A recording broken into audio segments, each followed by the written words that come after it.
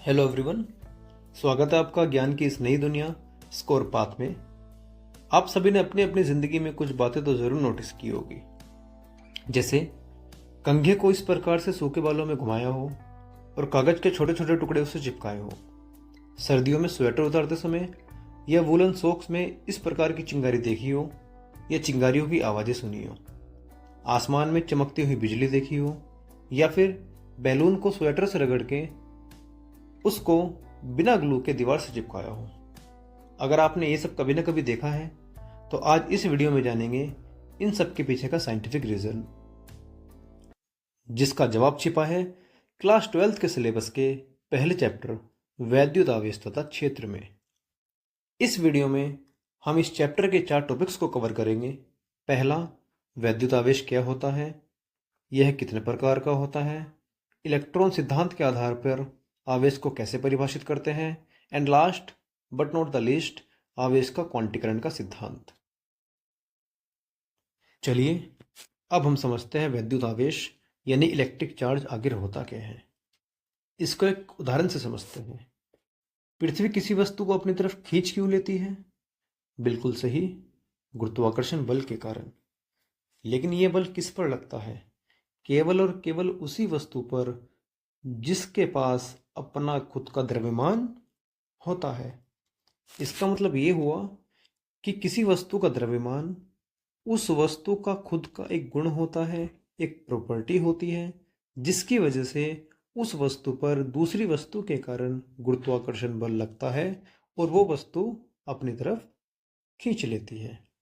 ठीक उसी प्रकार आवेश भी किसी वस्तु का गुण होता है, उसकी प्रॉपर्टी होती है, जिसकी वजह से उस वस्तु पर किसी दूसरी आवेश वाली वस्तु की वजह से एक बल कार्य करता है, जिसको हम वैद्युत बल कहते हैं।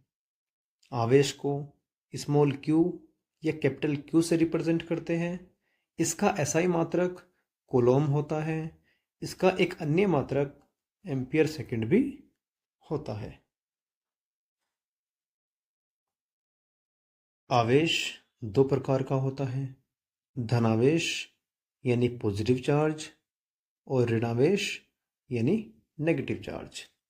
धनावेश का उदाहरण प्रोटॉन, जिस पर प्लस ई आवेश होता है।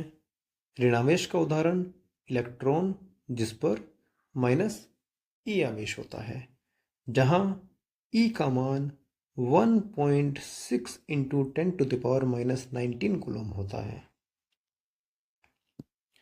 समान प्रकार के आवेश एक दूसरे से दूर भागते हैं, एक दूसरे को प्रतिकर्षित करते हैं, यानी एक दूसरे को रिपेल करते हैं, चाहे वो पॉजिटिव पॉजिटिव हो, चाहे वो नेगेटिव नेगेटिव।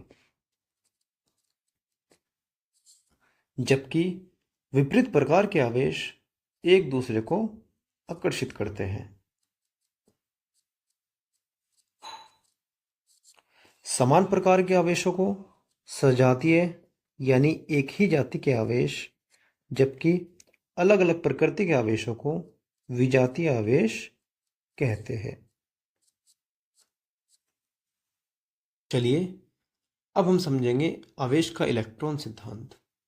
इस सिद्धांत के अनुसार दुनिया की सभी वस्तुएं बहुत सारे छोटे छोटे कणों से मिलकर के बनती हैं।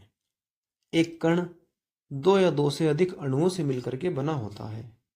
एक अणु दो या दो से अधिक परमाणुओं से मिलकर के बनता है और एक परमाणु के बीच में नाभिक होता है। नाभिक के चारों तरफ इलेक्ट्रॉन्स चक्कर लगाते रहते हैं। नाभिक प्रोटॉन और न्यूट्रॉन से मिलकर के बनता है। प्रोटॉन पर पॉजिटिव आवेश होता है, जबकि न्यूट्रॉन पर कोई आवेश नहीं होता। इस प्रकार नाभिक के ऊपर ओवरऑल धनावेश होता है। नाभिक को धनावेश से रिप्रेजेंट करते हैं और इस नाभिक के चारों तरफ इलेक्ट्रॉन्स, जिसके ऊपर नेगेटिव आवेश होता है, चक्कर लगाते रहते हैं।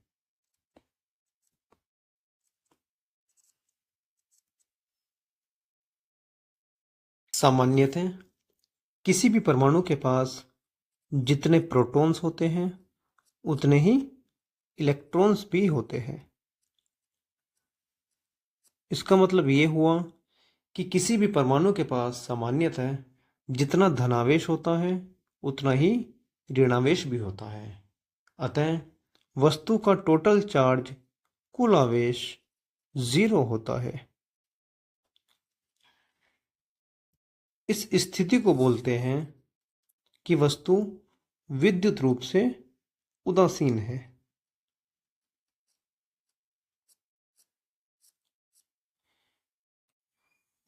अब हम समझेंगे आखिर वस्तु के पास आवेश आता कहाँ से है।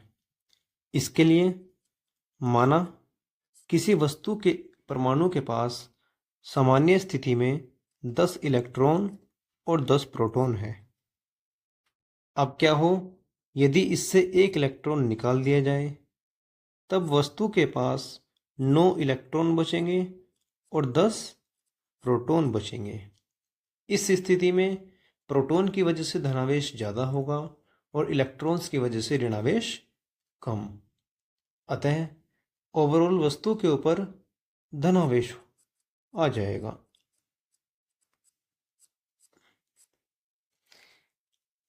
यदि वस्तु से इलेक्ट्रॉन निकालने के बजाय बाहर से इलेक्ट्रॉन दिया जाए तब वस्तु के पास 11 इलेक्ट्रॉन्स होंगे और 10 प्रोटॉन्स।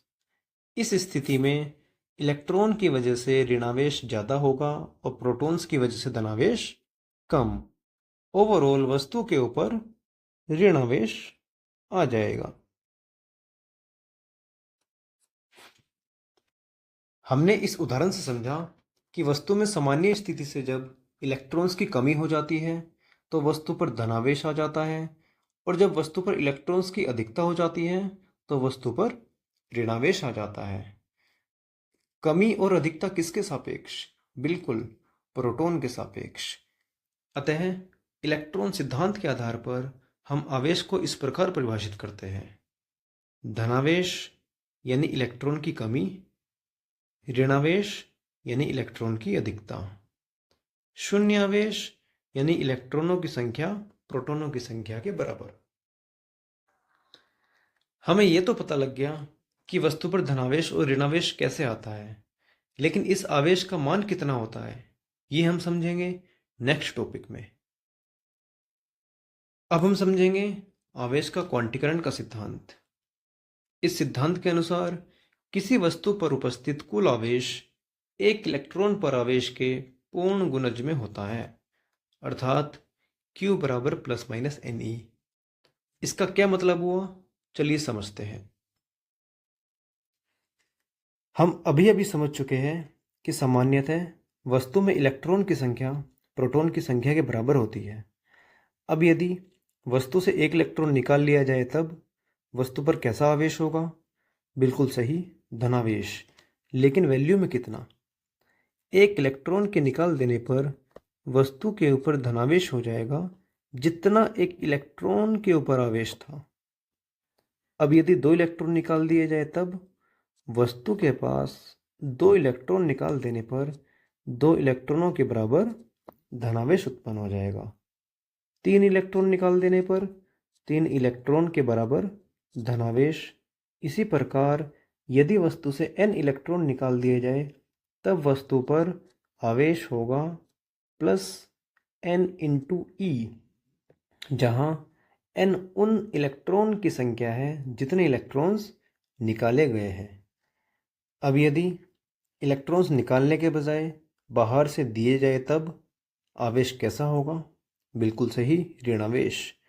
और वैल्यू में कितना? जी हाँ, जितना एक इलेक्ट्रॉन के पास था, यानी कि एक इलेक्ट्रॉन बाहर से प्रदान किए जाने पर वस्तु के पास ऋणावेश होगा एक इलेक्ट्रॉन पर आवेश के बराबर। यदि 2 इलेक्ट्रॉन एक्स्ट्रा दिए जाए तब नेगेटिव 2 इलेक्ट्रॉन पे आवेश के बराबर। 3 इलेक्ट्रॉन बाहर से देने पर नेगेटिव चार्ज कितना? 3 इलेक्ट्रॉन पर आवेश के बराबर। इसी प्रकार यदि n इलेक्ट्रॉन दिए जाए तब बिल्कुल सही, नेगेटिव चार्ज n इंटू ई की बराबर, जहां n उन इलेक्ट्रॉन की संख्या है जितने इलेक्ट्रॉन्स एक्स्ट्रा किसी वस्तु को दिए गए हैं। इस प्रकार हमने देखा कि किसी भी वस्तु पर आवेश या तो प्लस NE होगा या फिर माइनस NE होगा। लेकिन एक क्वेश्चन और, n की पॉसिबल वैल्यूज क्या क्या हो सकती है, चलिए इसको भी समझते हैं। जैसे कि हमने समझा कि n इलेक्ट्रॉन्स की वो संख्या है जो या तो निकाले गए हैं या फिर एक्स्ट्रा दिए गए हैं।